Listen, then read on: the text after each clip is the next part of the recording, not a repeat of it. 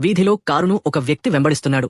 అతను దానిని చేరుకోబోతుండగా కళ్ల ముందు అకస్మాత్తుగా బ్యాటరీ ఛార్జ్ తగ్గిందని హెచ్చరిక వచ్చింది. అతను ఒక రోబోట్ ఛార్జ్ బ్యాకప్ కారులోనే ఉంది. కారు ఒక పాఠశాలలోకి వెళ్ళింది. బ్యాకప్ తీసుకోవడానికి రోబోట్ క్యాంపస్ లోకి ప్రవేశించడానికి ప్రయత్నించాని గార్డు అతన్ని ఆపాడు. వెనక్కి నెట్టారు. రోబోట్ గోడ ఎక్కడానికి ప్రయత్నించింది. కాని మళ్లీ అతన్ని పట్టుకున్నాడు. కాని అతని బ్యాటరీలో 1% పవర్ మాత్రమే మిగిలి ఉంది. అతను ఎలక్ట్రిక్ వెహికల్ షోరూంకి వెళ్లాడు. మేనేజర్ మనిషి అని ఆప్యాయంగా పలకరించాడు. రోబోట్ చుట్టూ చూసింది. పూర్తిగా ఛార్జ్ అయిన ఎలక్ట్రిక్ వాహనాలు ఉన్నాయి. అతను ఏమాత్రం సంకోచించకుండా దానివైపు పరిగెత్తాడు. కాని డోర్ దగ్గరికి చేరుకోగానే అతను పూర్తిగా పవర్ కోల్పోయాడు.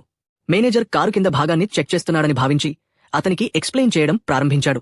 రోబోట్ స్పందించకపోవడాన్ని చూసి అతని సీట్లో కూర్చోబెట్టి డ్రైవర్ సీటులో కూర్చున్నాడు. అతను కారును గురించి చెప్పడం ప్రారంభించాడు. అదే సమయంలో రోబోట్ తన ఛార్జింగ్ కేబుల్ను తీసి కారు ఛార్జింగ్ పోర్ట్లోకి పెట్టింది. ఛార్జ్ అవుతుండడంతో రోబోట్ నిశ్శబ్దంగా శక్తిని గ్రహిస్తుంది. మేనేజర్ కారు యొక్క లగ్జరీని ఆస్వాదిస్తున్నాడు అనుకున్నాడు. మేనేజర్ దాని గురించి చెప్తూనే ఉన్నాడు.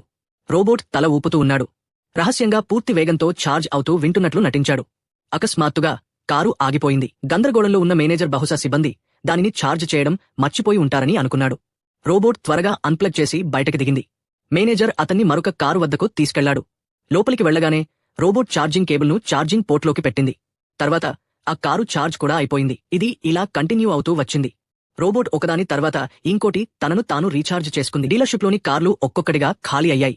చివరికి పూర్తిగా ఛార్జ్ చేయబడిన రోబోట్ మేనేజర్ని గందరగోళంలో పడేసి షోరూం నుండి వెళ్లాడు. ఇప్పుడు ఇంకా గార్డుల సంగతి చూడాలి అని అనుకుంటూ వెళ్లాడు.